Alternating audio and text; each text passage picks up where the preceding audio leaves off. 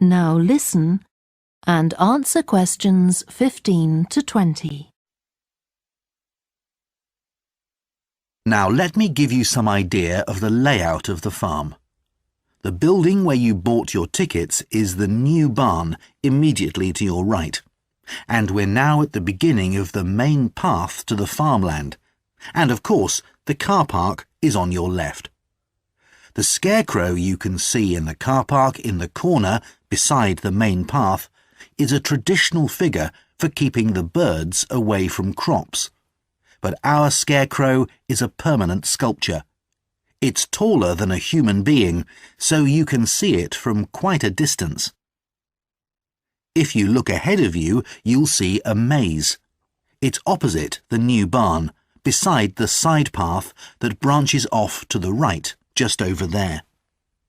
The maze is made out of hedges which are too tall for young children to see over them, but it's quite small, so you can't get lost in it. Now, can you see the bridge crossing the fish pool further up the main path? If you want to go to the cafe, go towards the bridge and turn right just before it. Walk along the side path and the cafe's on the first bend you come to. The building was originally the schoolhouse, and it's well over 100 years old. As you may know, we run skills workshops here, where you can learn traditional crafts like woodwork and basket making. You can see examples of the work and talk to someone about the courses in the Black Barn.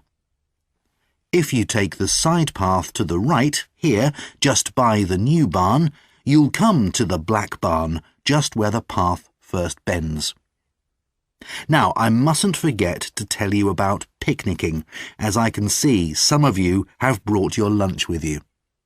You can picnic in the field, though do clear up behind you, of course.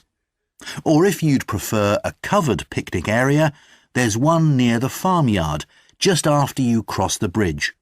There's a covered picnic spot on the right. And the last thing to mention is Fiddy House itself. From here you can cross the bridge, then walk along the footpath through the field to the left of the farmyard. That goes to the house, and it'll give you a lovely view of it. It's certainly worth a few photographs, but as it's a private home, I'm afraid you can't go inside. Right, well, if you're all ready, we'll set off on our tour of the farm.